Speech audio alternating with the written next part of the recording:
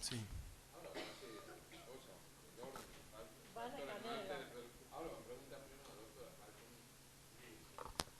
Sí, doctor.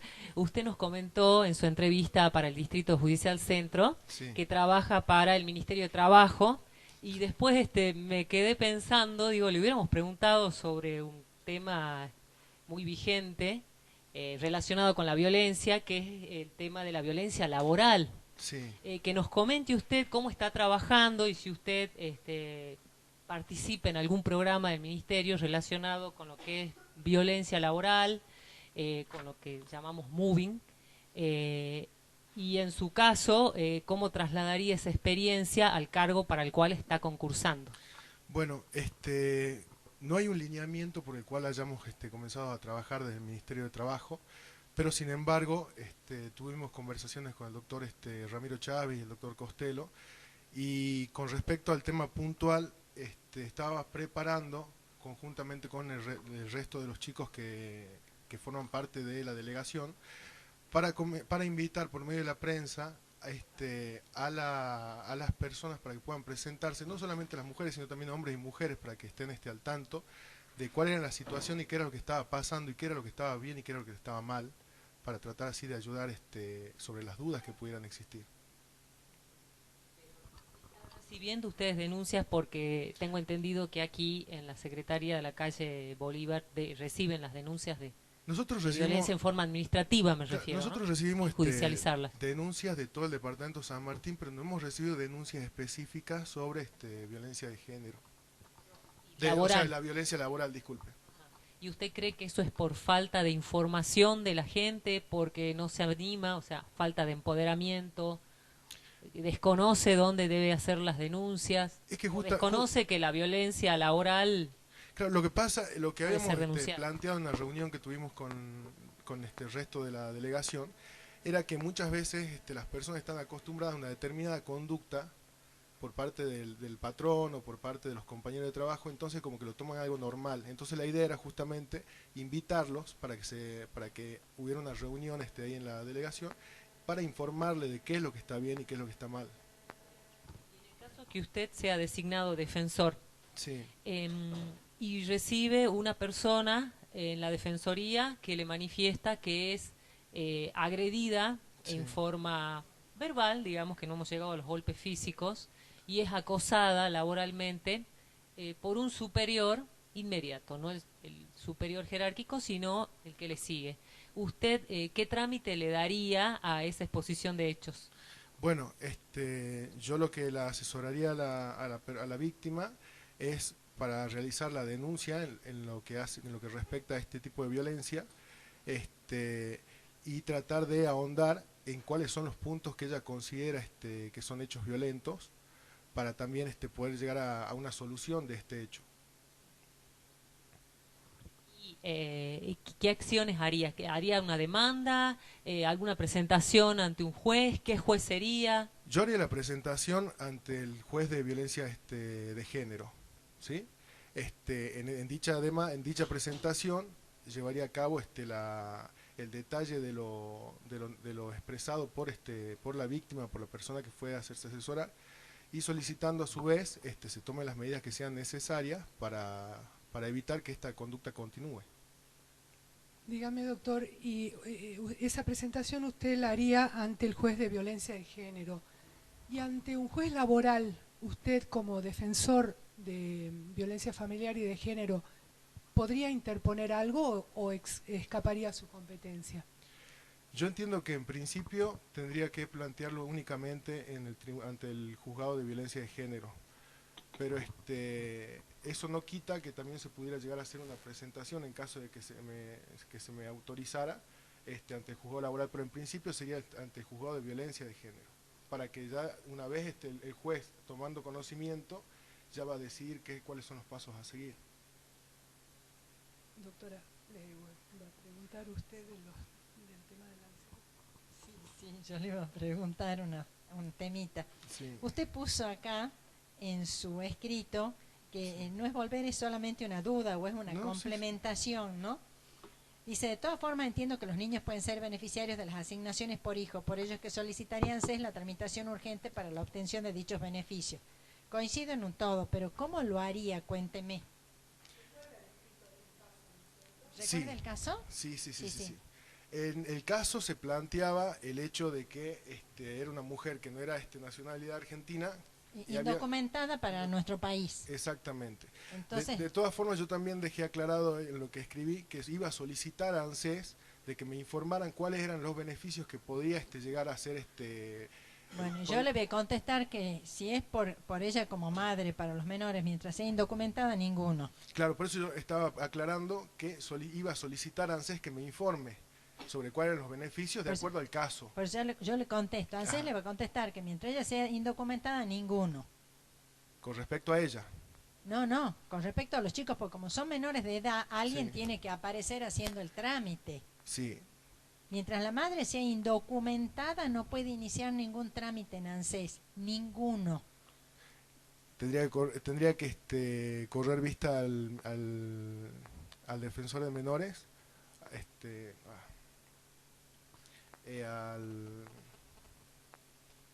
la defensoría de menores para que interceda por los menores. ¿No se le ocurre algo más? Piense un poquito. Todo es como más complicado, más lerdo, más lento. Alguna cosita más expeditiva no se le ocurre. Piense. Teníamos unos, que era concubinos, ¿cómo es que se llama ahora en el código? ¿No se llama concubinos? ¿Cómo es? Sí, estaba el concubino. Concubino, pero el código, ¿cómo es? ¿No le da otro nombre? No me acuerdo bien el nombre. ¿Cómo es? Ahora el nombre. El nuevo código. Sí. Era una unión convivencial. Sí. En esta unión convivencial habían nacido dos menores. Sí. Hay padre y madre. La relación violenta es entre el padre y la madre. Claro, y el padre sí es argentino. Lo haríamos por medio del padre, al trámite. ¿Qué le parece? ¿Podría hacerlo? Sí. ¿Y qué necesitaría, no sabe qué necesitaría acreditar para pedir la asignación universal por hijo o por el padre? ¿Qué requisito tiene que tener? Tendría que acreditar que son hijos del señor y era una unión convivencial, ¿no? ¿Estaban reconocidos por el señor? ¿Estaban reconocidos? Sí, están reconocidos. No sé, pero le pongamos que sí. Uh-huh. Son hijos, los reconoció. Si están reconocidos, entonces por medio de una declaración del padre se podría obtener ya los beneficios. En realidad tiene que tramitar la tenencia el padre, pero que es un trámite que ANSES lo tiene previsto como muy sencillo. Y después, el padre es alcohólico. Sí. Imagínese, encantado el señor, porque va a tener plata todos los meses para llegar al fin de semana y tomarse las cervezas que quiera.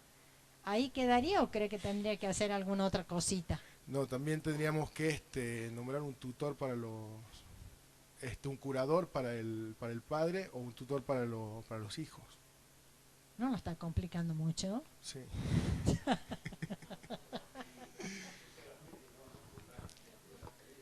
Claro, voy a pedir. Puntualmente, ¿qué medida podría usted solicitar? Usted va a pedir que va a intentar que el padre obtenga la asignación, ¿no es cierto? Sí. ¿Qué medida de protección a esa asignación puede peticionar?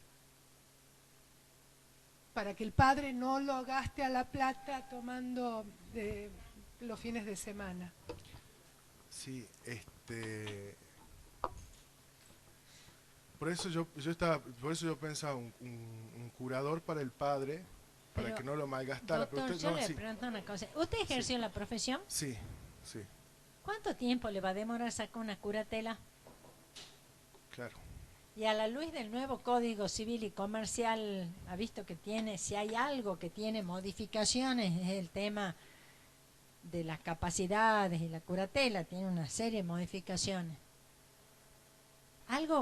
La señora necesita la plata. Por eso, el señor es la vía más rápida. Sí. Sí. ANSES inclusive tiene un formulario de la tenencia, la vía más rápida es eso. Bien, sí. Pero después de eso, imagínese que el señor no puede quedarse con esa plata. Sí. Y entonces, ¿qué haría? Esa es la pregunta de la doctora. ¿qué medida pediría para resguardar ese dinero y que el dinero vaya a parar a los niños?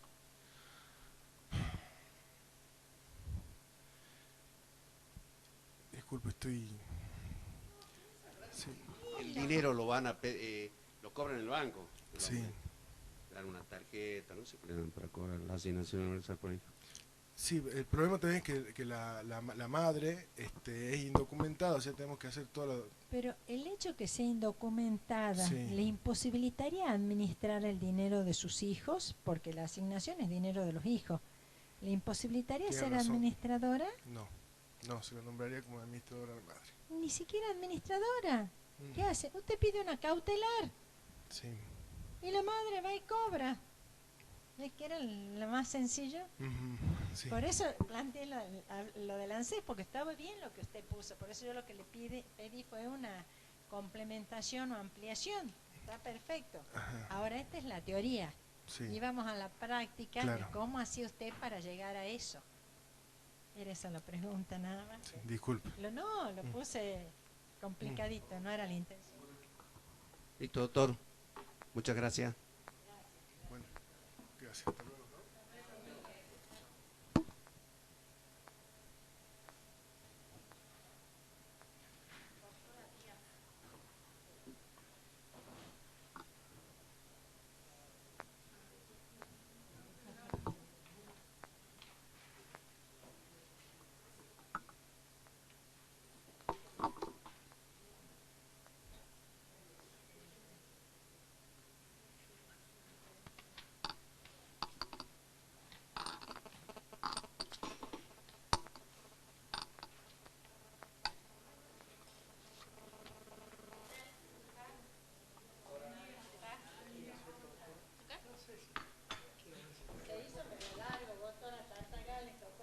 Sí. No, no hay problema. Estamos en la fase de la entrevista personal para cubrir el cargo de defensora oficial de violencia familiar y de género del Distrito Judicial de Tartagal. Vamos a seguir con la variante Falconier, así que a la izquierda vaya y pregunte. Doctora, usted es mediadora, ¿verdad? Sí, sí, Bien. sí, sí. Bueno, recientemente hubo un fallo de la Corte que salió publicado en los diarios, donde le da a los acuerdos arribados en mediación extrajudicial, mediación comunitaria, digamos, en este caso, no sé si era del Distrito Judicial Norte, un valor importante en la medida que ese fallo ha considerado que existía el desconocimiento de ese acuerdo, implicaba la existencia de violencia institucional por parte, en este caso, del IPB. El IPB se había establecido, no sé si usted habrá participado, quién No, era. No, me tocó, pero sí. Bien, lo tiene Sí, al caso, sí, perfecto. sí. ¿Qué opinión le merece esa situación y usted cómo actuaría ante esos casos? No sé si estamos hablando del mismo caso. Lo que yo había visto de violencia institucional en relación al IPB era un caso donde no se permitía la escrituración a una de las viviendas justamente propiedad del IPB porque la mujer se había separado. Bueno, y entonces habían planteado por parte de la defensa justamente que se había estado estaba acudiendo justamente a violencia institucional, porque bueno, era madre con niños a cargo y donde justamente el hogar y la vivienda, que era el único lugar, era. Sí, el IPB nos recuerda para no otorgarle valor a ese acuerdo. Que había una cotitularidad. Es decir, ellos principalmente decían que había una cotitularidad, entonces era necesario, fundamental, que haga la participación del otro, viene a ser del esposo de que estaba como titular en la vivienda del IPB. ¿Y ahí qué implicancias le da a usted como mediadora? Particularmente considero que le da un valor importante a los acuerdos que se formulan más en un centro comunitario, ¿no? Sí, pero bueno, para usted...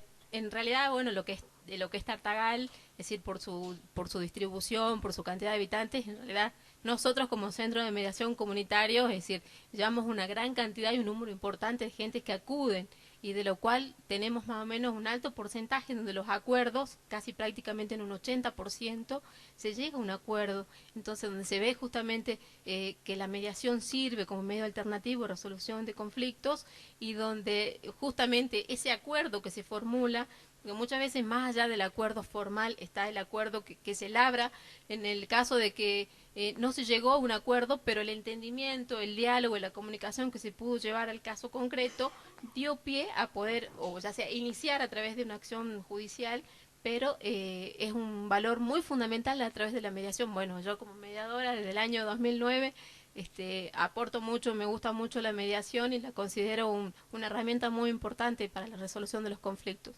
Y más teniendo en cuenta, es decir, vinculado, si bien hay posturas distintas en cuanto para la ley, es decir, no es mediable, no se toma la mediación para la 26485, yo considero que la mediación, es decir, en casos que no sean delitos o en casos en donde pueda contribuir justamente a la resolución de un conflicto, es decir, para mí la mediación es una herramienta muy fundamental. Y hablando del tema de mediación, la ley establece que en una audiencia a la que debe concurrir el juez, primera pregunta, ¿se acuerda usted si la concurrencia del juez es bajo alguna pena, su inconcurrencia es bajo alguna pena? Sí, bajo pena de nulidad, es decir, el juez debe tomar la audiencia de manera personal bajo pena de nulidad. Perfecto. ¿Se pueden arreglar alimentos provisorios o tenencia provisoria? Hoy, si nosotros iniciáramos una acción judicial de alimentos o tenencia, tendríamos que pasar previamente por la mediación. Ahora, esos alimentos y esa tenencia en el ámbito de violencia familiar, usted va a defender a la víctima y usted va a ser la que le va a pedir al juez que en esa audiencia le fije unos alimentos provisorios y le fije la tenencia provisoria. ¿Esos alimentos y esa tenencia necesitan mediación? No. Es decir, por el artículo 9, dentro de las medidas que yo tengo para solicitar, es decir, a ello pido que con carácter urgente, es más, viendo la necesidad y el alcance, porque producto mucho de la violencia, cuando hay la separación del cónyuge, entonces hay una desproporción patrimonial, porque muchas veces la mujer no trabaja, sino el sostén es el marido, entonces como medida precautoria pido que se me fijen alimentos provisorios de carácter urgente. Justamente por ser medidas precautorias que no necesito la mediación. Yo le hago una preguntita para ver cómo actuaría usted. Una persona que forma parte de una comunidad wichí, que muchas veces han ido a mediación, porque me consta que ustedes han hecho mediaciones con personas de comunidades, va por un tema de violencia en el ámbito de la misma comunidad y usted la viene atendiendo, una violencia física. Pasan 2 meses y bien le dice, doctora, la verdad que yo no le dije a usted, pero yo estoy embarazada y esto ha sido producto de una violación que se originó en aquel momento de la violencia, no se lo dije en su momento porque de verdad no sabía que estaba embarazada, pero ahora estoy embarazada y a mí me han dicho que yo me puedo hacer un aborto. ¿Qué me puede decir? No, a mí no. ¿Qué le diría a la señora que ha ido a pedir el asesoramiento? Si puede practicarse el aborto, si no puede practicarse, si usted como defensora tiene algún rol para cumplir. Bueno, en el caso puntual del aborto no punible, es decir, el artículo 86, inciso 2 del Código Penal, y con fallos precedentes dentro de la Corte Suprema de Justicia, en el caso FAL, y planteados acá en Salta con lo que es el caso Espinosa, puntualmente en el caso que sea una violación, yo como defensora, es decir, la asesoraría y le daría todas las orientaciones necesarias para que se pueda practicar el aborto porque es producto justamente de una violación. ¿Sería una exigencia que la persona efectuara una denuncia?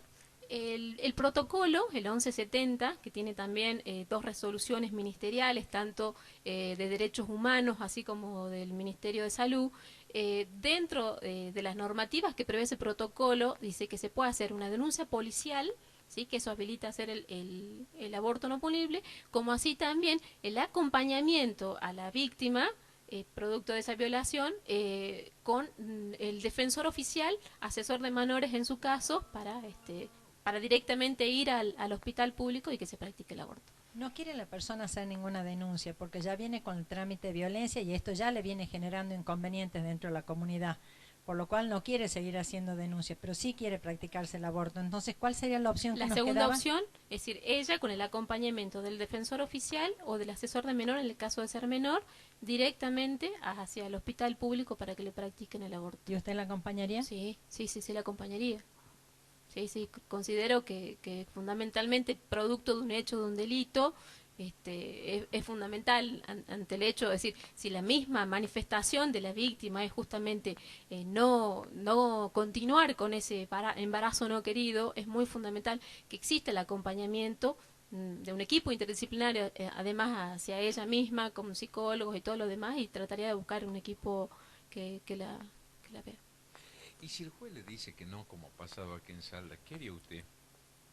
Si el juez dice que no, bueno, ahí plantearía justamente, como yo le decía en el caso Espinosa, que es un caso justo fundamentalmente donde la asesora de menores del Nasituro es el que se opone justamente y solicita la interrupción del embarazo, teniendo las consideraciones del caso puntual donde la misma niña, es decir, por la situación, bueno, no sé si me estoy yendo mal, pero estoy explicando más o menos el caso, que había sido producto de la violación, que se encontraba internada en el hospital materno-infantil, en donde por la edad, por el peligro de salud, no solo de ella, sino también de la gestación, es decir, del nacituro, y teniendo en cuenta el producto, es decir, era fundamental de que se pronuncie aparte la misma, hay la ley de orgánica del Poder Judicial donde dice que los tribunales inferiores no se pueden apartar, de la doctrina de la Corte. Entonces la Corte, si bien en el caso Pero pongamos que pasa eso, que se aparte, que hace una objeción de conciencia al juez y que dice yo no estoy de acuerdo, y dice que no. Y usted se le plantea ya un caso, es la defensora de violencia en Tartagal, ha pasado este hecho, vienen, le tocan el timbre y dice, el juez dijo que no. Dijo, ¿qué más podría hacer? ¿Podría interponer un amparo, por ejemplo, o una medida autosatisfactiva? Sí.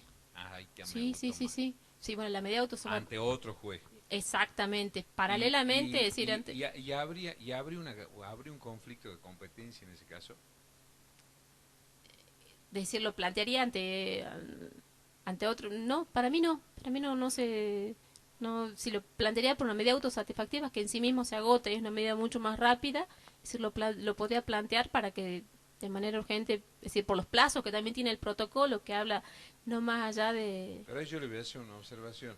No es por los plazos del protocolo, es por el problema del avance del embarazo y la salud de la mujer. Claro, por eso decía, Porque es que es contraproducente. Esto yo le voy a hacer una infidencia, lleva un tema que ha pasado, es cosa juzgada, aquel diputado Godoy también intervino en el jury, que cuando se plantea en su momento el jury, que yo veía al juez que dice que no, el tema fundamental que para mí no se planteó era ese, el de la salud de la chica y el avance del embarazo.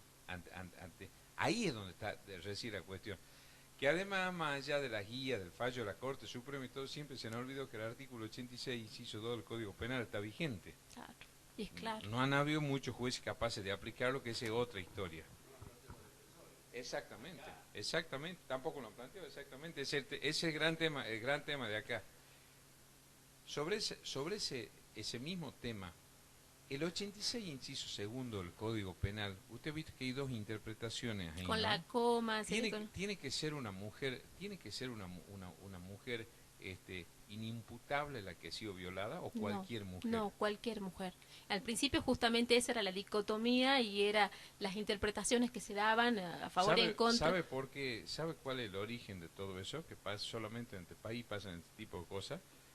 Cuando se sanciona el artículo 86, inciso segundo del Código Penal, hubo un defecto de traducción y ante la duda, en vez de preguntar cómo era el origen del Código Suizo y el austríaco, que de ahí viene, han puesto una coma. Entonces, fíjese qué cosa más absurda, que en el caso de una mujer inimputable o disminuyendo sus facultades se acepte, y en el caso de una mujer que en pleno uso de sus facultades no pueda disponer ella misma, ¿no?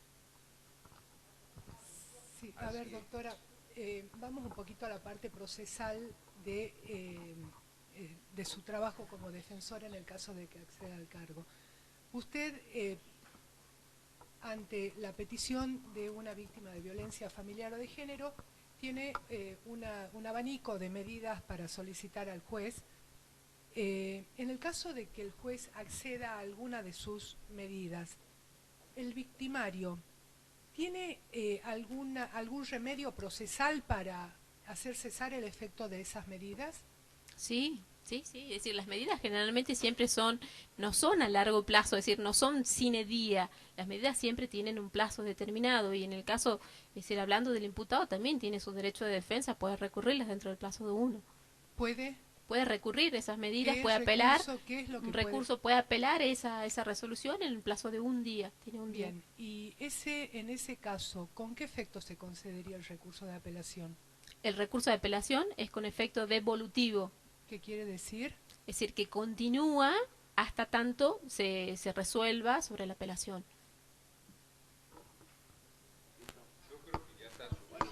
Bueno, muchas gracias. Adiós, doctora.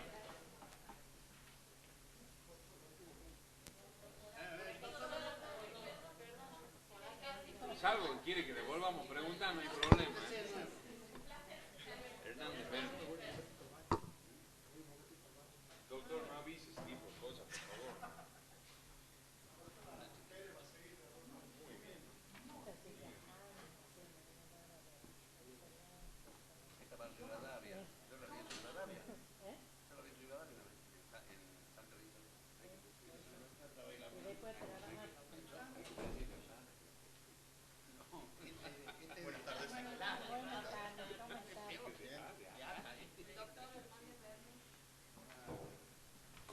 Doctor, estamos en la etapa de entrevista personal para cubrir el cargo de defensor oficial de violencia familiar y de género del Distrito Judicial de Tartagal.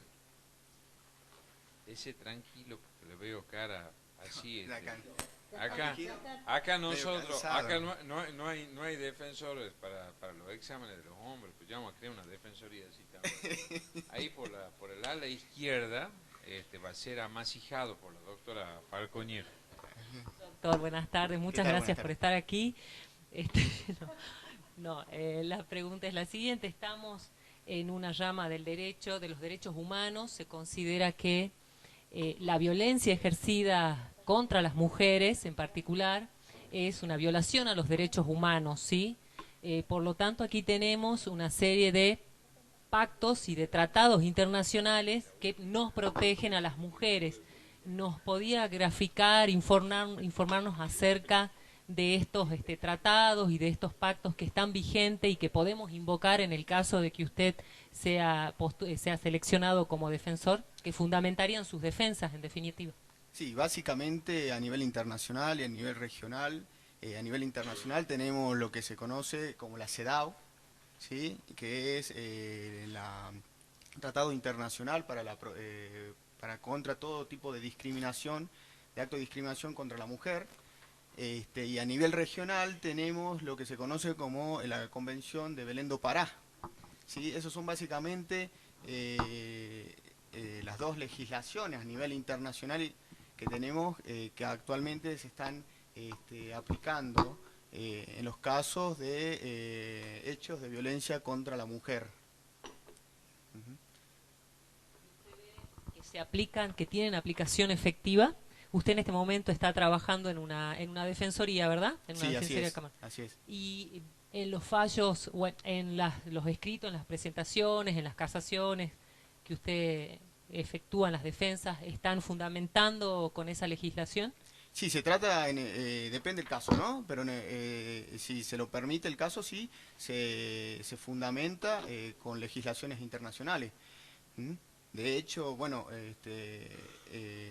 hay un caso, un fallo de la Corte de la provincia con respecto a la violencia contra la mujer, que sí, que aplican la legislación, la Convención de Belén do Pará, básicamente el artículo 7, inciso B, con respecto al deber de debida diligencia, de prevención, de investigación y sanción, básicamente en eso, en la cuestión de violencia de género. Perfecto. Y usted como profesional que se está especializando en el derecho penal, ¿qué nos puede hablar acerca de la figura del avenimiento que fue derogada, creo que hace 3 años, 4 años? ¿La recuerda? Sí, sí, era cuando el avenimiento era, comúnmente se le llamaba, entre comillas, el perdón, diríamos, de la víctima. Bueno, y ahora con las modificaciones que que incorporaron a las leyes, que se remodificaron las leyes. En el caso de violencia, es una cuestión, hay que tratar en el caso en concreto, es una cuestión muy, diríamos, difícil llegar a ese tipo de cuestión de advenimiento hoy en día con el caso de violencia familiar, ¿no? Teniendo en cuenta el caso, la dificultad del caso. ¿Pero usted cree que legalmente podemos tener posibilidad de advenimiento en materia de violencia familiar? Conforme a la experiencia que tengo, no. ¿Conforme a las normas vigentes? Tampoco. Tampoco. Yo le voy a hacer una preguntita que solamente es una explicación porque está en su escrito, pero es solamente una explicación. Usted pone en una parte, como así también si se encuentra en condiciones psíquicas de tener a sus hijos menores. Sí. Caso contrario, se requerirá al juez actuante la guarda provisoria en la familia ampliada o persona de confianza. Sí. Porque la experiencia me ha enseñado, teniendo en cuenta todos los casos de violencia que he atendido en la defensoría, es que por ahí la persona víctima del hecho no está en condiciones, está como más sumisa al agresor y no está en condiciones de contener a sus chicos, porque los chicos, si fueron víctima indirecta de la violencia, siempre tienden a estar con la persona violenta, o sea, psíquicamente no está bien para tomar determinadas decisiones la mujer. Por eso es eso lo que se puso, lo que he puesto. Hasta tanto la mujer sea asistida por un equipo interdisciplinario que le permita nuevamente estar en condiciones para de tomar determinadas decisiones. ¿Pero qué necesitaría usted para tomar esa determinación? Porque la lectura que yo le doy es: he sido víctima de violencia, encima me sacan mis chicos.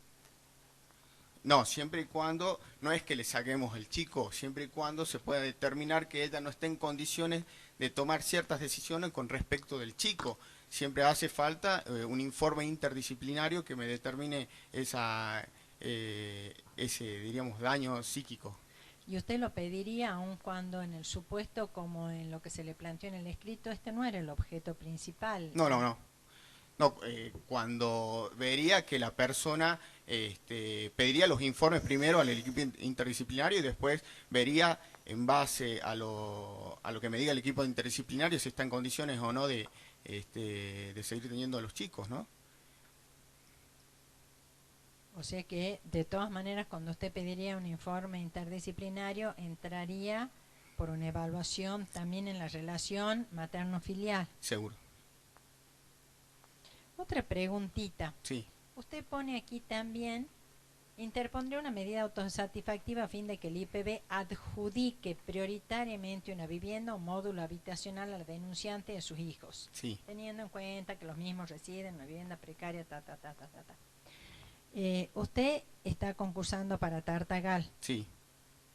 Manda un oficio al IPB, o le solicita al juez que manda un oficio al IPB. Sí. Y el IPB le contesta que las próximas casas que se están por realizar en Tartagal están previstas para el año 2017. Sí. ¿Qué hace entonces en el medio? Bueno, en principio solicitaría a través de políticas sociales, en ese caso que se le tienen los, ¿cómo se llama? Los refugios, ¿sí?, de mujeres, ¿sí?, para que también que pueda ir a esos lugares la mujer en ese caso.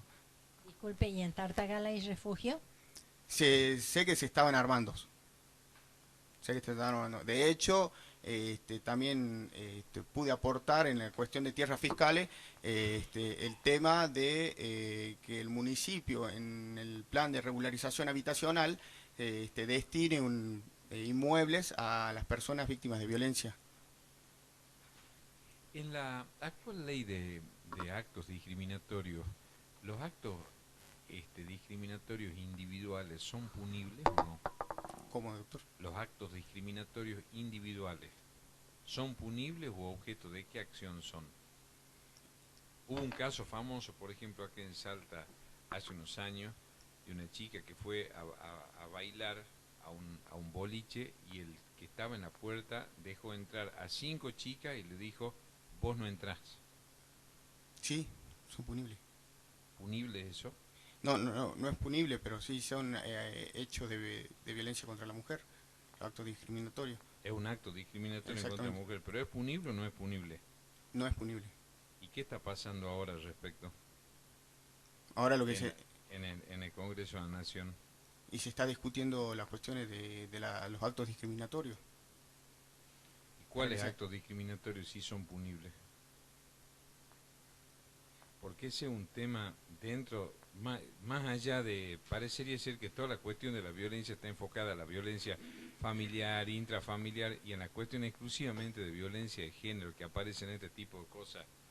Por ejemplo, aparece un aviso que se dio, ¿no? Estos son casos reales. Un hecho que está en Córdoba, esto en el Superior Tribunal de Córdoba. Una cadena de supermercados publicaba que se iban a emplear a mujeres de 25 a 30 años, pero que tenían que comprometerse a no embarazarse por lo menos por 5 años. ¿Eso es un acto discriminatorio o no? Sí, así es. ¿Qué haría usted al respecto? Si en Salta Jumbo dice eso, en el caso de la cajera, por ejemplo, no la deja moverse, que hay hasta casos de denuncia que y plantearía ponen pañales a la mujer. O plantearía un recurso de amparo en ese caso. ¿Recurso o acción? A recurso, dice la ley. Algunos... El caso que le planteó el doctor, de la chica que va a entrar al boliche. Sí. ¿Qué es en Salta? Que está en alguna ley tipificado, así como alguna especial, que no es delito. Sí, no es delito. ¿Por qué? Una contravención. Muy bien, doctor. La libertad de acción. Bien. Permiso.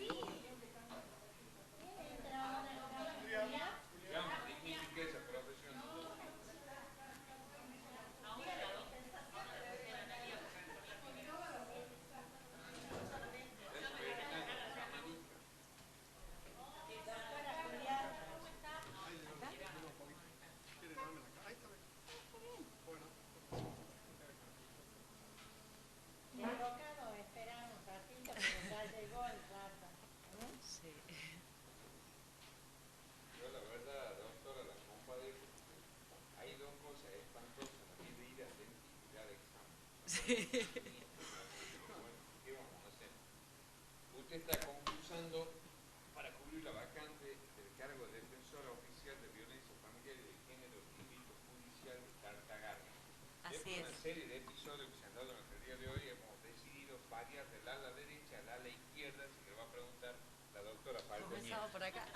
Bueno.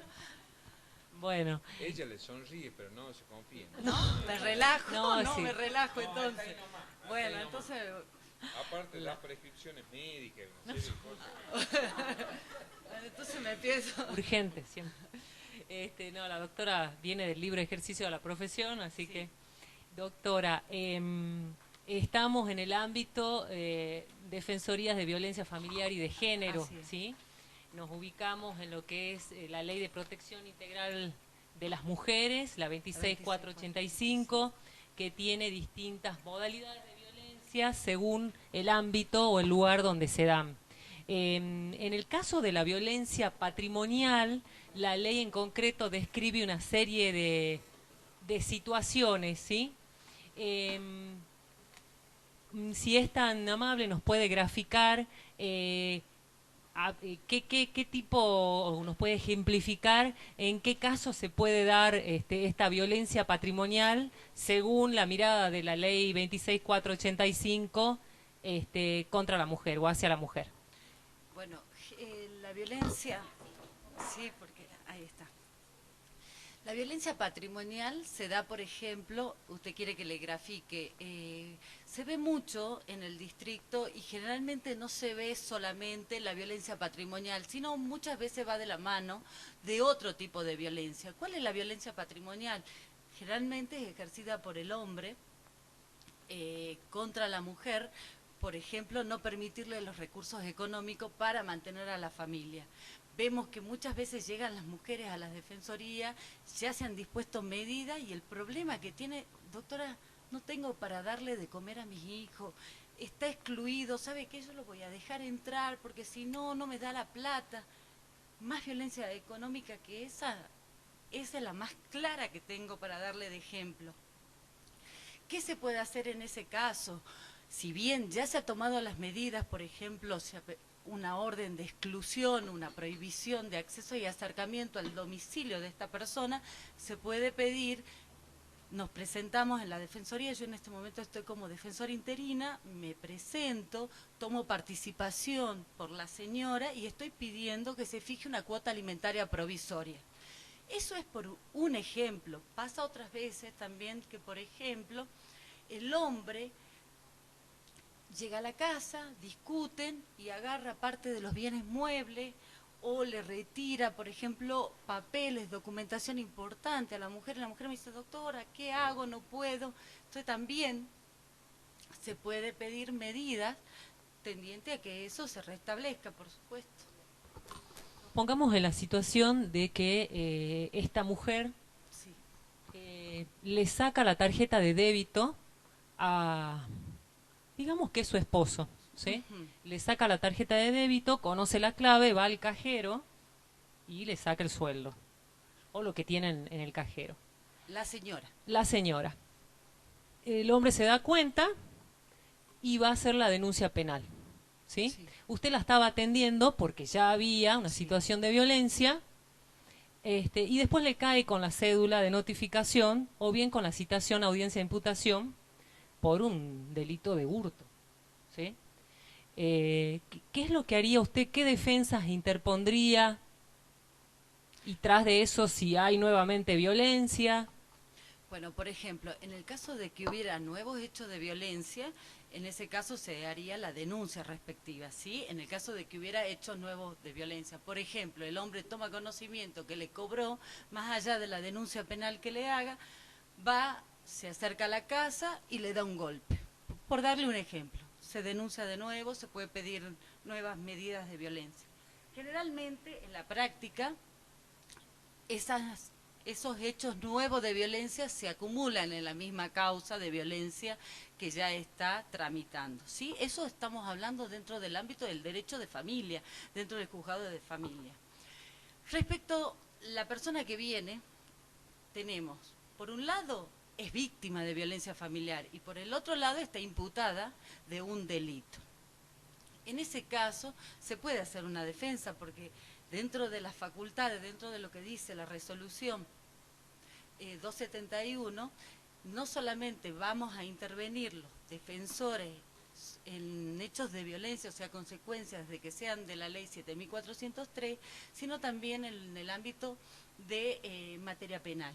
En ese caso habría que hacer una defensa, podríamos tratar de ofrecer un avenimiento, un arreglo, tratar de llegar a ver, como abogada de la señora y trataría de llegar a un arreglo con el ofendido, que sería el hombre. En materia penal hablo, ¿no? Una pregunta absoluta desde la subjetividad, pero me interesa su opinión como mujer y aspirante a Defensoría de Género. ¿Qué opina usted de este espectáculo espantoso que estamos viendo estos días de la diferencia que existe del ex matrimonio Maradona? ¿Qué haría usted si le tocase eso? Sí. Pongamos que viene Claudia Villafañe y la designa usted defensora. Porque Primer- en primer lugar a mí lo primero que me da pena ahí son los sinvergüenzas que asisten a ambas partes, ¿no? Porque o sea, nadie Sí, va a la devolver. exposición viene mucho de los asesores, Eso de- ya de sabemos que viene de defensores. ahí.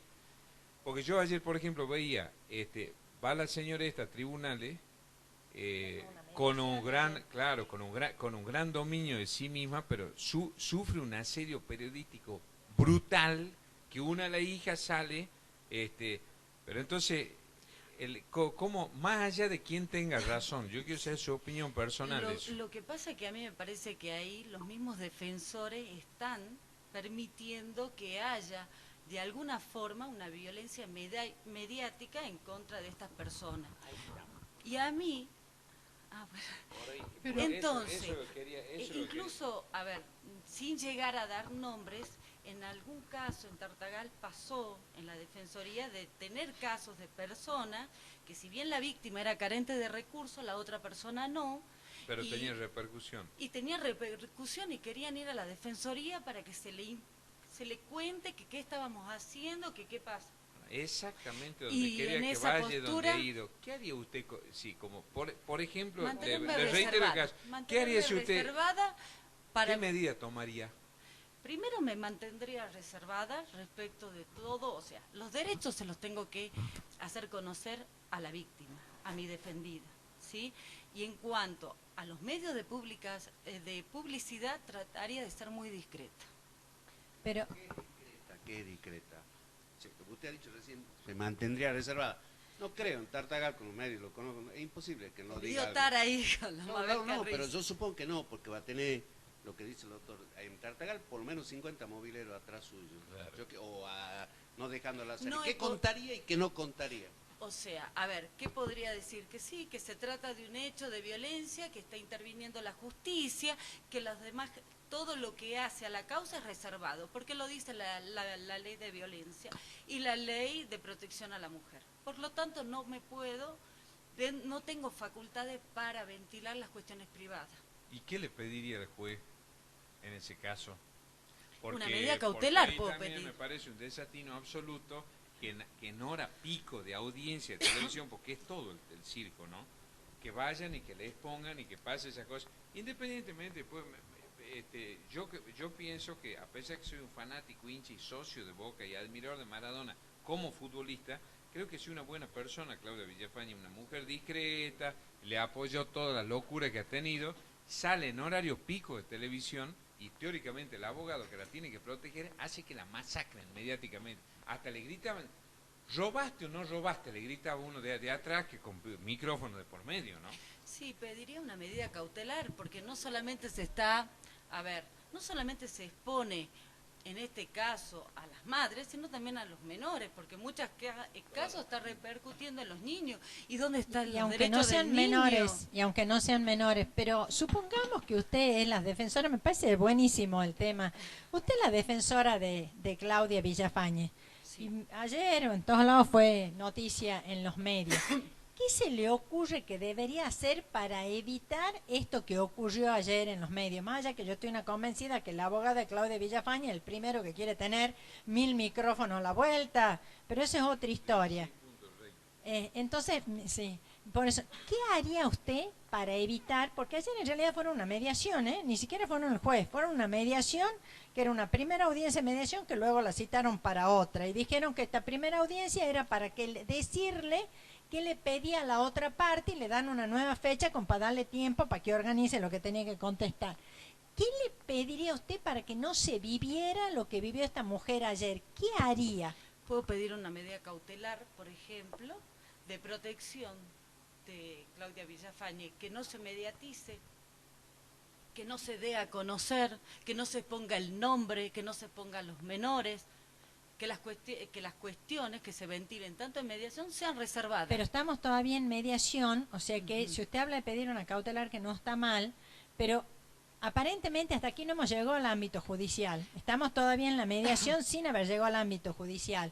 Y entonces, ¿a quién le pediría algo de todo esto? Porque si usted plantea una cautelar, tiene que ir a dónde para plantearla. Al juez, por supuesto. Ajá, ¿y no cree que puede haber alguna otra forma que no sea mediante una cautelar? Puedo pedir, a ver, en la mediación está el principio de confidencialidad y puedo pedir también al mediador que esta causa, o sea, este proceso de mediación, que es una solución alternativa de conflicto, se mantenga justamente, no solamente la confidencialidad de lo que se hable, que es algo que es obligatorio para las partes, sino que además que no se mediatice, que no se dé a conocer. Doctora, yo quiero saber, ¿usted la atendería a Claudia Maradona? No puedo atenderla, porque ¿Por tiene qué? que ser carente de recursos, de acuerdo a lo que dice la resolución 5592.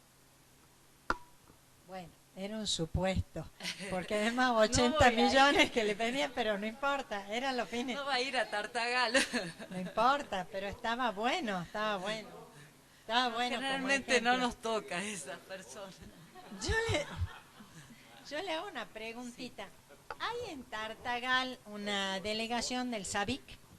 Sí, sí. ¿Y a usted le tocó trabajar alguna vez con ellos? ¿Le han dado respuesta? Sí, le comento, muchas veces vienen a la defensoría personas que generalmente, vuelvo a decir, son mujeres y vienen muy angustiadas y es muy importante, si bien además de asesorarla, representarla, escucharla y a veces no se las puede, ellas no llegan, por más que uno le está explicando y le está asesorando de lo que les corresponde, tienen tanta angustia que no llegan a comprender o no pueden salir del problema y es necesaria la contención.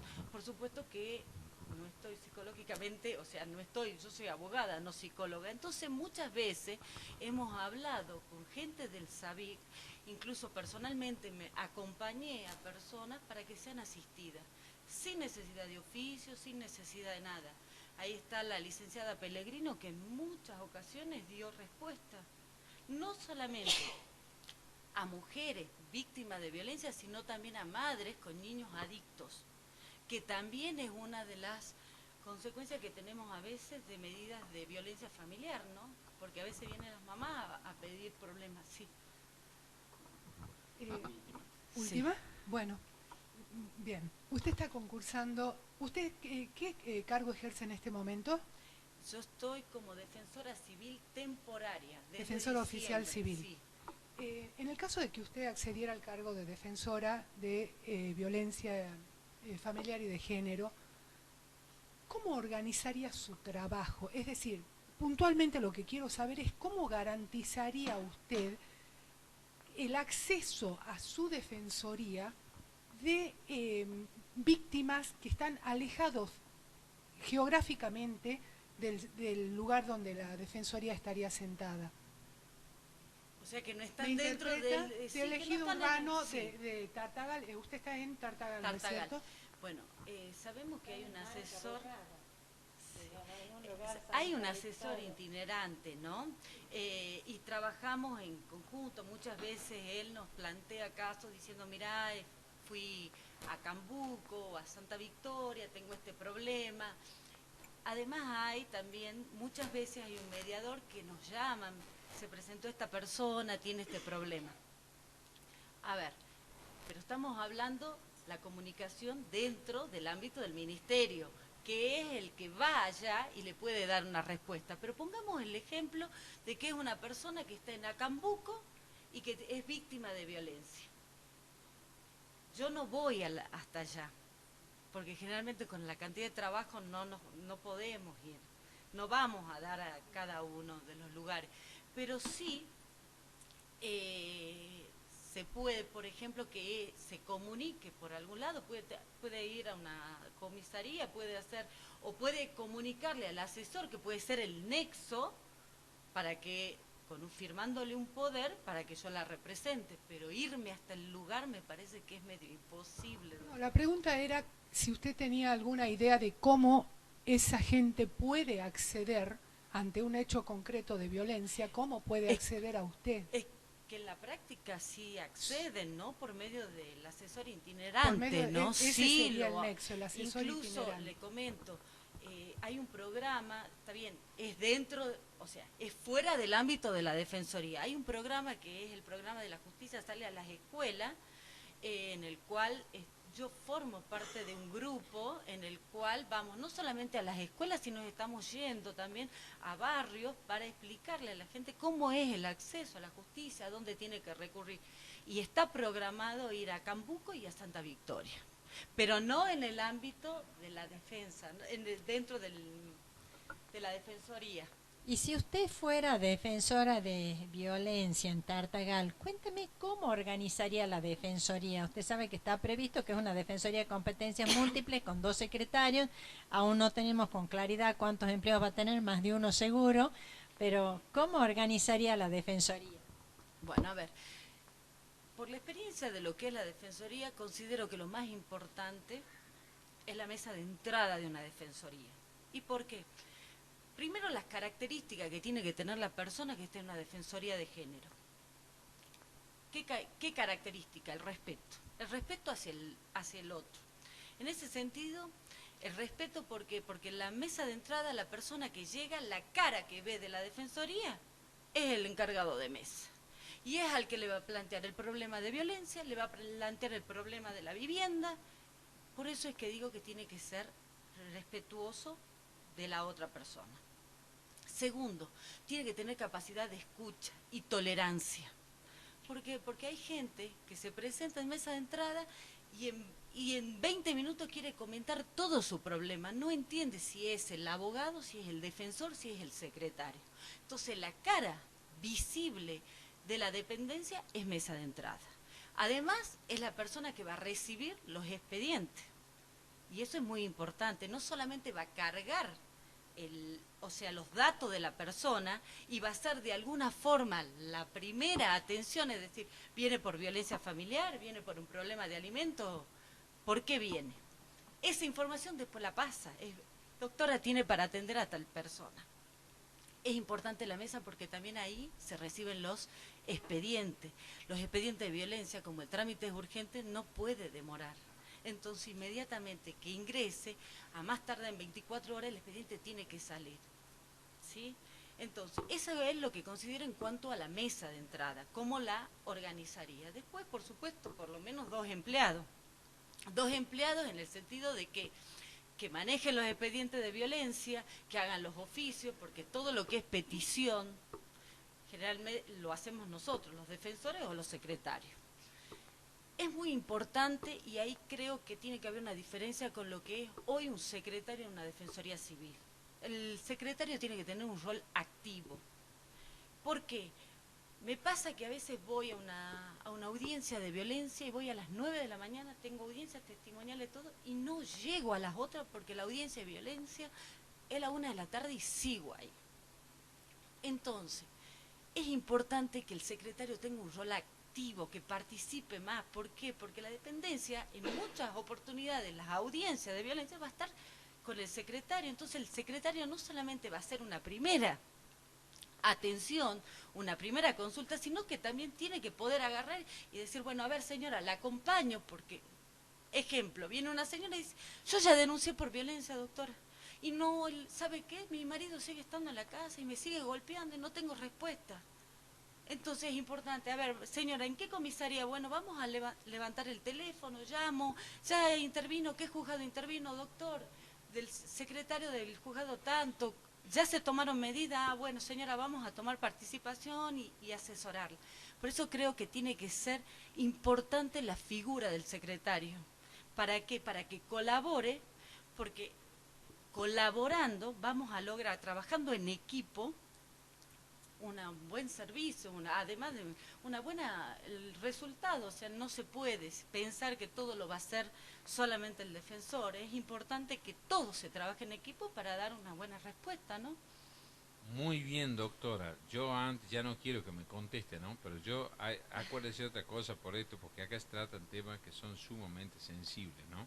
Sí. En cuanto a la organización, me parece muy bien todo lo que he expuesto, pero yo le agregaría también la cuestión de la confidencialidad, ¿no? Por supuesto. No solamente por quién va a denunciar y quién es denunciado, sino también por protección a la víctima, ¿no? Por supuesto.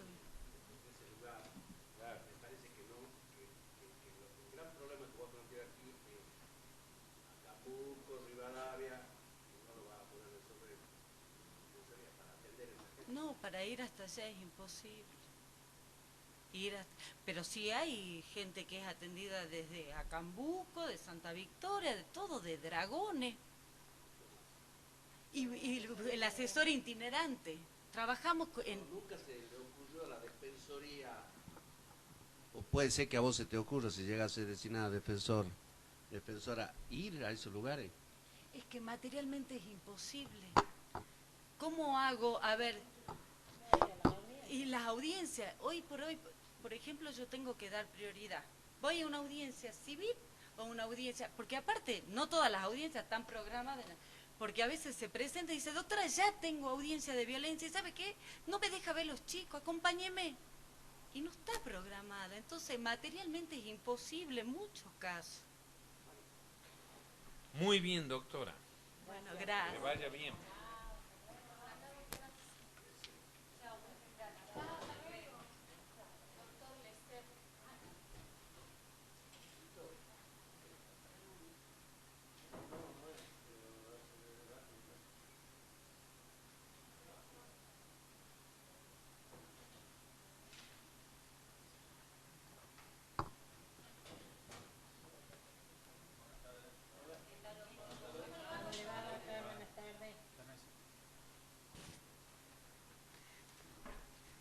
Yo primero que nada, doctor, eso mismo le iba a recomendar que se desprenda, porque esos botones salen con una facilidad. No creo, Ahí doctor, está, no creo, doctor. Está muy elegante, muy bien puesto, pero desprenda los botones. Sí, una doctor. elegancia peligrosa. Una elegancia peligrosa.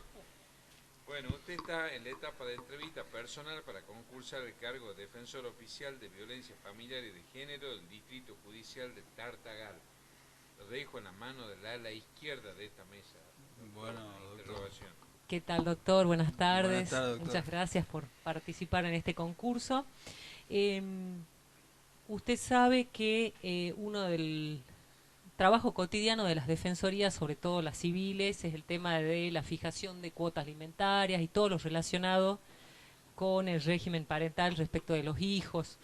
Tema que se trató en el examen escrito, ¿no? Una de las consignas era justamente qué medidas solicitaría el juez de violencia, y usted correctamente contestó que solicitaría alimentos provisorios. Pero aquí estamos hablando de un proceso en el cual usted tiene que individualizar la pretensión. Usted es un defensor. Sí. En concreto, si me podría decir cuál es qué dice la legislación, o sobre todo cuál es el criterio de los jueces respecto de la fijación de las cuotas alimentarias cuando el sujeto beneficiado son los hijos, ¿no? Es un menor, digamos. Claro. El nuevo código trae un criterio que más o menos viene a, creo, llevar desde la jurisprudencia, lo que dijo la jurisprudencia, a la norma. Y va a tener en cuenta no solamente los ingresos que tenga el alimentante, sino también el nivel de vida que lleva, va a tener en cuenta también los bienes que tiene, y también establece el nuevo código que parte de ese quantum alimentario puede ser entregado en especies. Y en cuanto al monto, ¿conoce cuál es el criterio de la jurisprudencia? Porque, como le digo, cuando uno trabaja como abogado defensor, ya sea en la defensa pública o privada, tiene que precisar la petición, porque si no hay defecto legal. Sí. Más o menos. Digamos, el monto más o menos es del 20%. Cuanto mayor cantidad de hijos tenga, va a ir subiendo, de manera que también le permita al alimentante poder vivir, y que obviamente que los hijos mantengan el nivel de vida que tenían. Y ante la situación del caso del examen escrito, que era una persona que no tenía trabajo y eventualmente efectuaba una que otra labor, ¿cómo fijaría ese 20%? ¿En relación a qué? Porque no tiene un ingreso fijo. Claro, la verdad es que en la práctica, digamos que cuando no hay un ingreso fijo en blanco, es bastante difícil que el alimentado pueda acceder al cobro del mismo, ¿no es cierto? Entonces, si estamos en unas circunstancias en la que, como la del caso puntual que estamos tratando, que es el del trabajo práctico, ¿no es cierto? Bueno, seguramente allí decía que era tapicero, ¿no es cierto? Entonces, el trabajo de tapicero tiene un ingreso mensual que yo lo puedo ponderar, estimar a través de distintas medidas, como por ejemplo librar oficio a colegas de él para que nos digan, por ejemplo, una cantidad de trabajos diarios que se haga, porque informar el monto que se gana va a ser difícil, pero por ejemplo una alternativa sería la cantidad de trabajo que tiene diariamente y buscar la manera de darle un quantum a eso. ¿Y no habría algo un poquito más sencillo? ¿No se le ocurre? Para poder, para decir, bien le dijo usted a la doctora, un porcentaje de un monto, un 20% de un monto. Ahora, ¿qué monto tomo? Él era ayudante, tapicero, acá, no importa, da lo mismo. Sí. Pero ¿no habrá otra forma más sencilla? Capaz que o los colegas no le contestan nunca, o le dicen, no, yo la verdad que hago, tapizo una silla cada 10 días, así, no voy a ningún lado con eso. ¿No se le ocurre tomar algún otro parámetro que pudiera ser más sencillo? Y un parámetro... Hay un parámetro que en estos días, desde ayer, está en boom. El salario mínimo vital y móvil sería un monto, digamos, yo lo estimo teórico, atento, muy teórico, atento a que en la práctica realmente cuando no se tiene un ingreso en blanco es bastante difícil que el alimentado logre.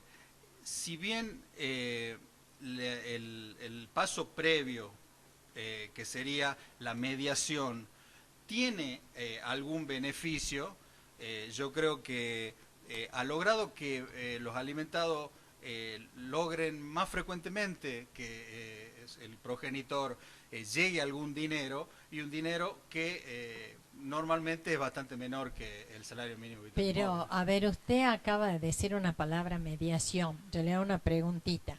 Usted está concursando para defensor de violencia, llega una señora, si quiere volvamos al caso del escrito para no hacer otro ejemplo, o cualquier señora desesperada porque ha tenido una pelea fuertísima, el marido la ha sacado de la casa, no tiene un peso para darle comer a los chicos.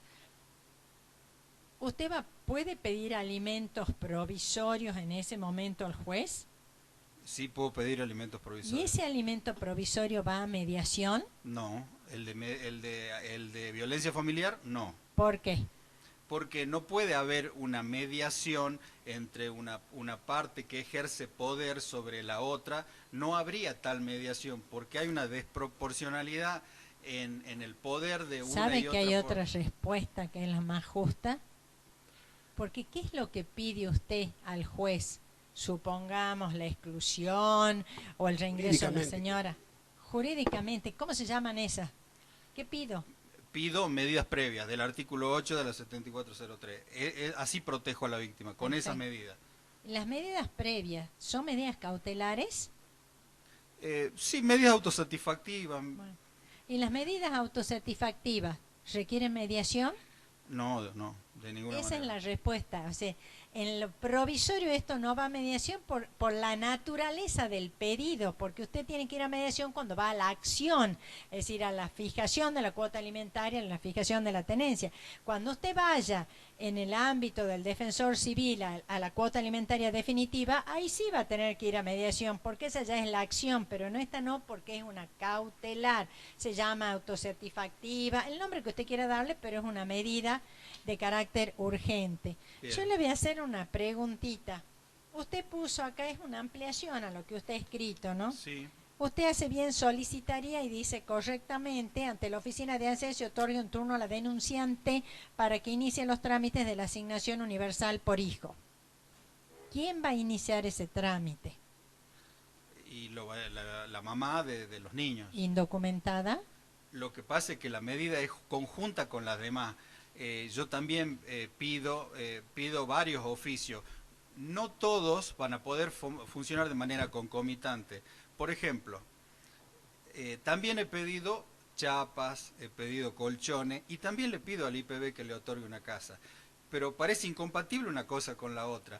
Pero hasta tanto el IPB cumpla con todas, digamos, las formalidades, bien le va a ayudar a la señora a paliar su situación con lo que Acción Social le puede brindar.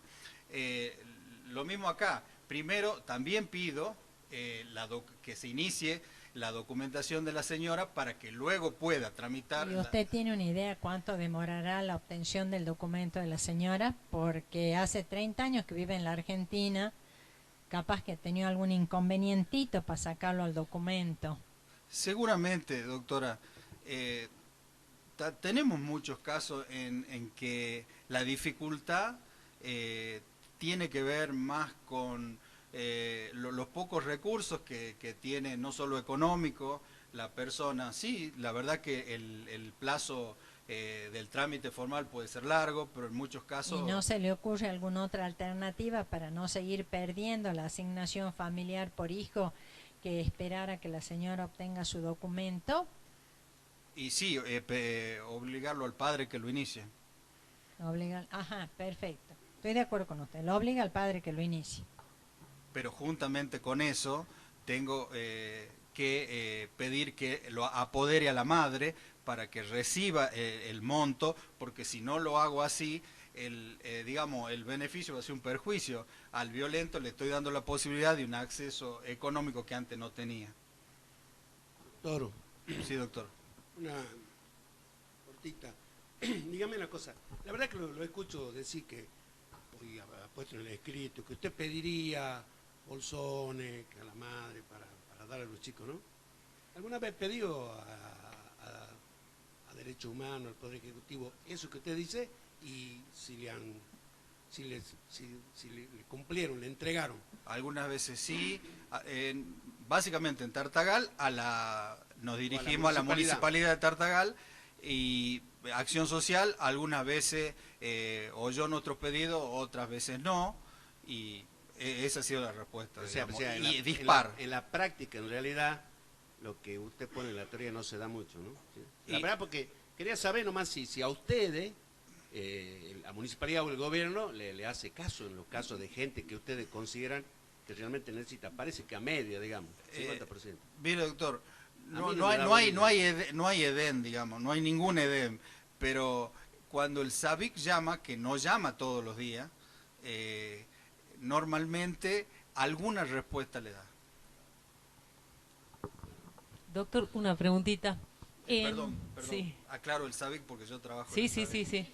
Justamente relacionado con eso, en el SABIC, en el distrito donde usted trabaja, hasta este momento, ¿usted conoce o ha atendido mujeres víctimas de violencia de género? ¿Sí? Saquemos violencia familiar, digamos, fuera del ámbito familiar, víctima de violencia de género, ¿sí? Llámalo en el laboral, en el ámbito laboral, en el ámbito, no sé, en alguna institución. ¿Le ha tocado? Violencia de género. Violencia como, contra la mujer. Sí, contra la Mejor mujer dicho, por voy a el expresar hecho de mejor. ser mujer. Exactamente. Digamos, mucho dentro de la violencia intrafamiliar, mucho dentro de fuera de la violencia fuera, intrafamiliar. por ejemplo, Sabemos casos de violencia en un lugar de trabajo. Yo hace 9 años que trabajo en el SABIC, no atendí ninguna consulta donde me vayan a plantear una cuestión de violencia en el ámbito de trabajo o en el ámbito, digamos, público, que por allí Tartagal fue noticia en esto. Violencia sexual. De violencia... No familiar, no Sí, proveniente sí. de un familiar. Saquemos, digamos, conviviente, novio. Sí. Por ejemplo, digamos, una mujer que fue mal atendida en un hospital público y quiso hacerse algún tipo de tratamiento relacionado con su sexualidad y se lo negaron, por un ejemplo, por dar. Claro, puntualmente, digamos, todos los abusos sexuales prácticamente hoy los atiende el SAVIC por lo de la Cámara Gesell, digamos. Y en ese, digamos, la psicóloga y trabajadoras sociales son las psicólogas en este caso de la Cámara Gesell, tratan todos los casos de abuso sexual. En concreto, usted no trata muy seguido denuncia de violencia de género. ¿Y esto usted cree que se debe a que no hay? Estamos justamente creando defensorías que van a atender a la violencia de género, o sea que no creo que no haya. No, yo o creo que no se reciben las denuncias. Yo creo. creo. Ustedes ya la ven una vez que entró al sistema, ¿verdad? Claro, yo creo que todos los servicios de asistencia a la víctima, los servicios también municipales, como el gabinete sociopsicológico que existe en Tartagal, como han sido identificados como de servicio para la violencia familiar. Y me parece que la violencia de género va a necesitar de una difusión para que la gente se anime a plantear la cuestión, pero antes de plantear la cuestión, yo creo que el desafío es la visibilidad de esa violencia de género en el ámbito laboral, en el ámbito administrativo, en nuestro propio ámbito. Gracias.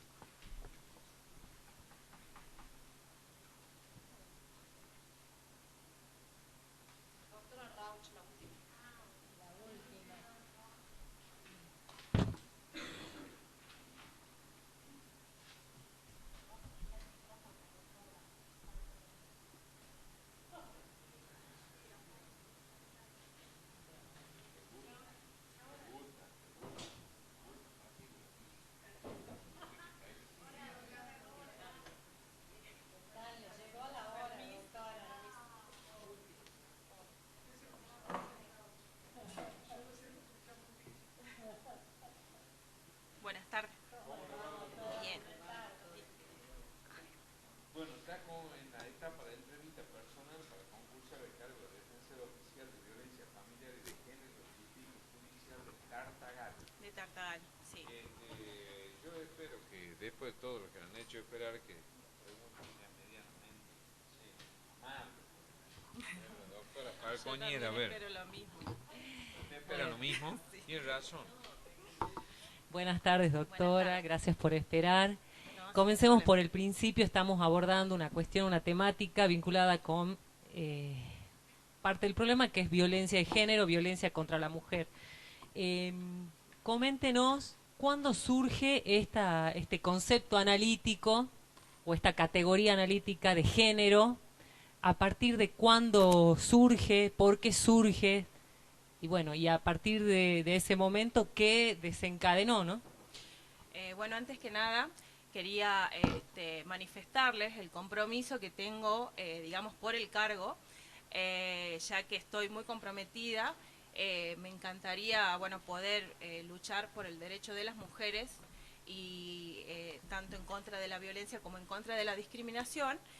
Y bueno, hablando de la discriminación, yo creo que esto, uno de los tratados internacionales más importantes es la CEDAW, que es la Convención sobre la Eliminación de la Discriminación de la Mujer, que data del año 1981, ¿no es cierto?, que tiene jerarquía constitucional, que está dentro del artículo 75, inciso 22 de la Constitución Nacional, el cual habla de la discriminación en contra de la mujer en muchísimos ámbitos de la vida interpersonal, porque habla, por ejemplo, de la mujer en cuanto a relaciones rurales, en cuanto al empleo, la discriminación que tiene en los niveles de salud, en el nivel de educación. Entonces vemos cómo ya desde ese entonces se veía que no había un equilibrio de igualdad entre los derechos del hombre y los derechos de la mujer. Bueno, no puedo dejar de nombrar a la Convención de Belém do Pará, que es sancionada en 1994, que viene a complementar la CEDAW. Es otro elemento internacional de la Organización de los Estados Americanos, que la verdad que viene, bueno, como dije, a complementar y a dar un importante avance, instrumento latinoamericano, ya que muchos de los países se adhirieron, y bueno, es en lo cual nosotros siempre nos estamos basando cuando vemos el tema de la violencia contra la mujer. Otro de los elementos internacionales, por ejemplo, también tenemos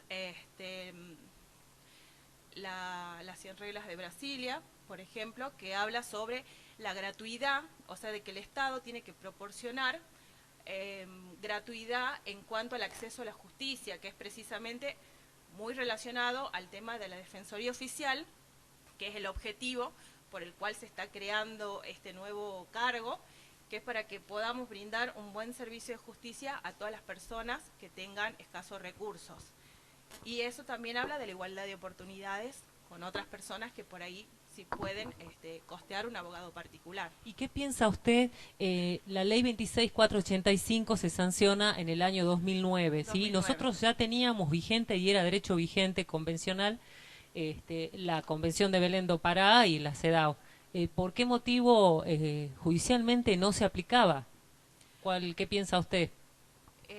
Pienso que no, o sea, se sancionó, digamos, en el 2009, con posterioridad también a la ley provincial, que se sancionó en el 2006 de violencia familiar, pero bueno, la ley de protección para prevenir, sancionar y erradicar todo tipo de violencia contra la mujer a nivel interpersonal, se sancionó debido a la cantidad de actos de violencia y cantidad de femicidios que estuvimos teniendo nosotros en la República Argentina. Además de, bueno, muchos casos puntuales en cada una de las provincias, que por ahí hizo que, por ejemplo, bueno, hoy Salta sea pionera en el tema de la emergencia pública en materia de violencia de género, de violencia contra la mujer. Doctora, una preguntita. Vamos ya, está muy bueno todo lo que usted ha dicho, vamos ahora a una realidad concreta. Llegando a ser usted defensora de violencia familiar y de género, cuando una persona llegue para su asesoramiento, ¿usted trataría, más allá de buscarle la salida que le parezca a usted correcta, de atemperar los ánimos, o medio de agudizar los ánimos, o seguir buscando distintas alternativas que usted crea que la señora pueda tener en el ejercicio de sus derechos? Yo creo que lo que se critica mucho, tanto en el juez, que creo que es en este caso también en el defensor, es más la omisión que la acción. Yo prefiero tratar de abarcar lo máximo posible, digamos, como defensora, y de última pecar haciendo y no pecar no haciendo. Un poco mi pregunta está vinculado a esto concretamente. Usted pone, esto es para pedirle una explicación porque esto ya se lo hemos evaluado. Entre lo que usted dice, solicitaría, pone aquí, reparación del daño moral en sede civil para que el agresor repare económicamente a la víctima por los daños sufridos, ya que según el caso fue insultada, descalificada y denigrada delante de sus hijos, hecho que la afecta moralmente. Mi pregunta es la siguiente. Cuénteme por qué pone usted esto de la reparación del daño moral. ¿Qué la lleva a incluir esto? Me llega, o sea, saco esa conclusión debido a que todo acto de violencia trae aparejado un daño psíquico, y en la misma denuncia yo observo de que está plasmado ese daño. Entonces, al ver el caso, yo vi viable, digamos, observé viable la posibilidad de poder reclamar civilmente una compensación económica. Pero también dice acá que la persona trabaja cada tanto tiempo como ayudante en una tapicería, o sea que de entrada estamos sabiendo que es factible que quizás el señor no tenga para hacer frente a esta reparación, y no es que quiera estar en defensa del señor ni mucho menos, sino que por ahí mi pregunta es, ¿no le generaría una expectativa a la señora que luego sería inviable de que se lleve a la práctica en razón de la situación económica del hombre? Mi pensamiento con relación a eso es que obviamente, bueno, la señora tiene derecho también de reclamar los alimentos y la compensación económica, pero creo que yo haría mucho hincapié en que ella se autovalore y ver de alguna forma de reinsertarla en alguna ONG o buscar algún tipo de trabajo, digamos, para que la mujer no esté dependiendo económicamente del hombre, ya que ella tiene, digamos, las facultades de también solventar su familia. Trataría de darle o transmitirle esa fortaleza, digamos, para que trate ella también de solucionar un poco digamos, ese tema y no vuelva con su pareja debido a lo económico o bueno, ante por ahí la imposibilidad o el trabajo inestable que tiene el hombre. Por ahí buscaría otro. En la práctica, en el caso, en realidad la que trabajaba y aportaba ingresos era la señora, no era él. Por eso es que me llamó mucho la atención esto de la reparación del daño moral, porque yo pensé no va a poder sacarle dinero al señor y le va a generar una expectativa a la señora que desde mi punto de vista y desde mi análisis, que puede ser equivocado, por eso yo le pedí a usted una explicación, era absolutamente inconducente. Sí coincido con usted en el tema de la reinserción laboral de ella, que me parece absolutamente bueno. Después plantea usted, solicitaría un subsidio al Estado con fines asistenciales. Sí. Cuénteme un poquito esto. ¿Le parece a usted que el Estado está obligado a dar una solución a toda aquella persona que carezca de ingresos o solamente en estos casos donde medie una situación de violencia? Bueno, el Estado dentro de las políticas públicas que, digamos, está obligado a realizar por medio de todas estas convenciones y la misma ley 26485 lo establece, es como que les da un acceso, puede llegar a darle un acceso a un beneficio, como también puede llegar a tener las mujeres víctimas de violencia, también un crédito en los bancos, que también le crea esa posibilidad, precisamente para que la mujer no vuelva por cuestiones económicas con la pareja o bueno, con el cónyuge. Entonces, creo que sí, por eso lo puse. O sea, una cortita, más que todo es personal. Sí. La motivación, usted está en el ejercicio de la profesión liberal actualmente, doctora, ¿verdad? No, yo estoy a cargo del juzgado administrativo de faltas de la municipalidad de Tartagal. Pero a su vez está a cargo que tiene, ¿es juez? Claro, yo soy juez, estoy inhabilitada en la matrícula. Pensaba que tenía. Desde hace 5 años, digamos, de que asumí el cargo. Y bueno, y otra cosa que por ahí yo creo que por ahí tengo a favor, es que no solamente, digamos, tuve la designación, sino que con la designación me dieron la difícil tarea de crear el juzgado. Entonces, digamos, yo tuve que, bueno, designar a la secretaria, designar a los empleados, tuve que recopilar todos los códigos en los cuales nosotros hoy por hoy nos estamos rigiendo, que es el código alimentario, el código de edificación, el código contravencional. Yo, por ejemplo, hasta el día de ayer estuve trabajando porque también es todo un tema. ¿La motivación para cuál es ingresar? Mi motivación en sí también es porque veo que hay un movimiento, un crecimiento a nivel provincial, no tanto estructural, porque es evidente el Poder Judicial que hicieron, que hace poquito lo inauguraron, sino más bien interno, con toda la creación de estos juzgados nuevos, y la verdad que a mí me gustaría formar parte del crecimiento que está teniendo Salta en cuanto a justicia. ¿Usted para ser jueza de falta en Tartagal le da acuerdo al Consejo Deliberante? Claro, yo tuve también una terna en la cual tuve la aprobación del intendente y la aprobación del Consejo Deliberante de hace 5 años atrás. Vamos a suponer que usted cumpla su deseo y que es defensora oficial, defensora de violencia, y se presenta a su despacho una chica, una menor de edad, 10 años, que quiere hablar con usted y le quiere plantear que tiene problemas de violencia familiar. ¿Usted la recibe? Si la recibe, ¿qué hace? Bueno, en principio, le preguntaría, la atendería a la menor, porque hay que escuchar, obviamente, a las personas. Ya que estamos hablando del edificio, creo que inmediatamente, si algún asesor de menores se encontraría en el lugar, le pediría también por ahí que esté presente, o si en todo caso, si ante la imposibilidad de que el asesor se encuentre presente, hablaría con la menor, le preguntaría obviamente cuál es el tema el cual quiere tratar, le preguntaría por los padres, si fue sola, o bueno, o digamos si fue sola al juzgado o está acompañada de alguna persona mayor. Por eso precisamente es el tema de que es una menor de 10 años, que bueno, está sola, entonces capaz que algún problema o alguna solución está queriendo tener por parte de la justicia. Entonces la atendería en mi despacho, trataría de que sea lo más íntimo, digamos, posible, que no haya otros empleados, y bueno, obviamente mirándola y con el léxico por ahí un poco de la edad de la niña, le preguntaría qué es lo que está necesitando. Una preguntita, doctora. Teniendo en cuenta que usted como defensora va a aplicar la 26485, volvemos sobre esa ley, ¿qué procedimiento en qué procedimiento encauzaría las peticiones que formularía bajo esta ley, teniendo en cuenta que no está reglamentada? O sea, ¿qué le pediría yo al juez?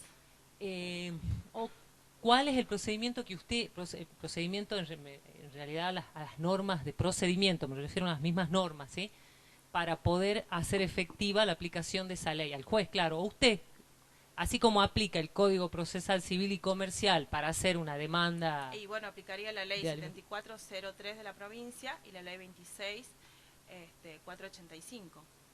Las dos leyes. ¿Usted considera entonces que por más que sea una ley nacional, tiene plena aplicación el procedimiento, considerando que es una reserva de las provincias? Dentro de la provincia. Ajá. Pero la nacional, considerando que el procedimiento es una cuestión de las provincias. Es que también ambas leyes se complementan y bueno, vería si... No es un obstáculo entonces de que no esté reglamentado. No, vería obviamente de utilizar las dos. Muy bien. Doctora, empezó preguntándole a la doctora Falconier, concluyó la doctora Falconier, está liberada. Bueno, muchísimas gracias y bueno, la verdad que les agradezco mucho y me sentí cómoda, pensaba que iba a ser peor.